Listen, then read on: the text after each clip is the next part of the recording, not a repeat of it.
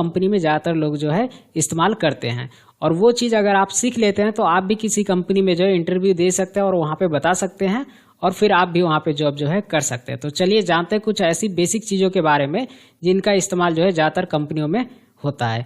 तो यहाँ पे सबसे पहले मैं आप बता देता हूँ कि ये चीज़ वो सभी लोग कर सकते हैं जिन्होंने 10th पास कर लिया हो या 12th पास कर लिया हो या फिर डिग्री कर लिया हो। यहाँ पे कोई भी ऐसा रिक्वायरमेंट नहीं चाहिए कि हाँ उस बंदे ने 10th कर लिया हो, 12th पास हो या डिग्री कर चुका हो तभी वो कर सकता है। ये जो मैं चीज़ें यहाँ पे बताने वाला हूँ, इन चीज़ों को कोई भी सीख सकता है, इसका कोई भी लिमिट नहीं है, कोई भी टाइम पीरियड नहीं है, कोई भी इसे कर सकता है, कोई भी जो है इन चीज़ों को आसानी से सीख सकता है।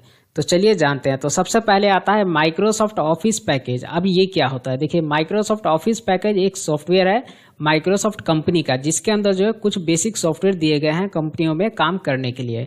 अब यहाँ पे सबसे पहले जो आता है वो आता है MS वर्ड। MS वर्ड 2007 आपने नाम सुना भी होगा।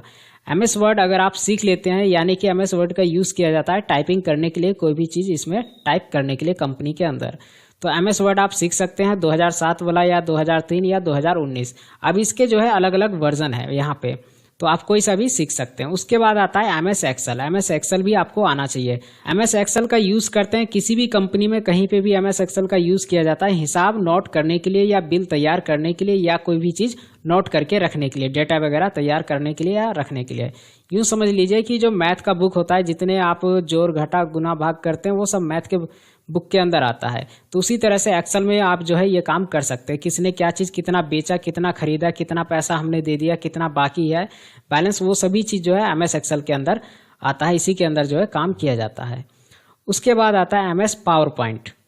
पावर पॉइंट के अंदर जो है प्रेजेंटेशन बनाया जाता है। जैसे मान लीजिए किसी भी चीज़ के ऊपर जब विचार करते हैं, जैसे मान लीजिए कंपनी के जो कुछ स्टाफ है उन्होंने सोचा है कि पहले वो मोबाइल में ही काम करते थे, लेकिन आप जो वो लैपटॉप भी बनाएंगे, तो वो पहले क्या करेंगे, ऐसा तो नहीं है कि डायरेक्ट लैपटॉप बनाना शुरू करेंगे, पहले उसके ऊपर जो है वो विचार करेंगे, सोचेंगे कि लैपटॉप अगर हम बनाते हैं तो किस तरह का डिजाइन होगा और उसमें क्या क्या फैसिलिटी होगा, क्या क्या फीचर होगा। तो उसके लिए वो पहले प्रेजेंटेशन बनाएंगे और मीटिंग में वो प्रेजेंटेशन चलाएंगे और दिखाएंगे कि ये चीज़ें हमने प्लान किया है, इस तरह से ये काम करेगा।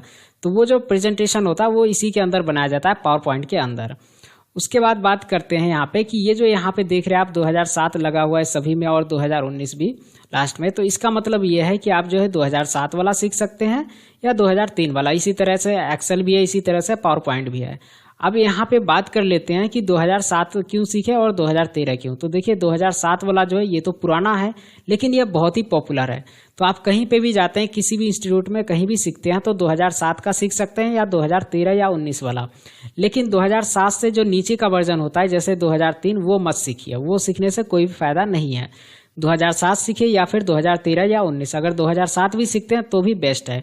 उसके बाद आप 2003 या और 2019 जो है आसानी से चला सकते हैं। इनमें जो है थोड़ा सा फीचर जो है कुछ अलग होते हैं। आगे जानते हैं। आगे आता है इंग्लिश हिंदी टाइपिंग। अब यहाँ पे आपको इंग्लिश टाइपिंग भी आना चाहिए और हिंदी टाइपिंग भी। अब स्पीड कितना चाहिए टाइपिंग का तो वो जान लेते हैं। देखिए यहाँ पे कम से कम अगर स्पीड अगर आपका 27 है, 28 है, 30 है तो आप जो है कंपनी में आसानी से जो वहाँ पे इंटरव्यू में पास हो जाएंगे। ठीक, तो यहाँ पे कम से कम आपका टाइपिंग स्पीड जो है वो 27 या 30 जो है होना चाहिए। उसके बाद आता है यहाँ पे इंटरनेट नॉलेज। आपको जो है बेसिक इंटरनेट का नॉलेज होना चाहिए, जैसे जीमेल कैसे करते हैं और अगर हमें किसी ने जीमेल किया है तो हम कैसे खोल के पढ़ेंगे, कैसे रिप्लाई करेंगे, और कोई भी चीज़ अगर सर्च करना है गूगल पे तो कैसे सर्च करेंगे, ईमेल कैसे लिखेंगे और चैट वगैरह कैसे करते हैं, ये चीज़ें आपको जो है पता होना चाहिए। इन चीज़ों का नॉलेज होना चाहिए, बेसिक नॉलेज। अब बात करते हैं कि जब आप इन सभी चीज़ों को सीख लेंगे तो आप क्या क्या काम कर सकते हैं। देखिए आप डाटा एंट्री में काम कर सकते हैं, आप टाइपिंग का काम कर सकते हैं, आप प्रेजेंटेशन बनाने का काम कर सकते हैं, और भी जो टाइपिंग में होता है और जो कंपनी में काम करते हैं MS एक्सेल वगैरह पे रिपोर्ट वगैरह तैयार करना, सेल परचेस, ये काम जो है आप कर सकते हैं। चलिए आगे जानते हैं कि जब आप ये काम करेंगे तो सैलरी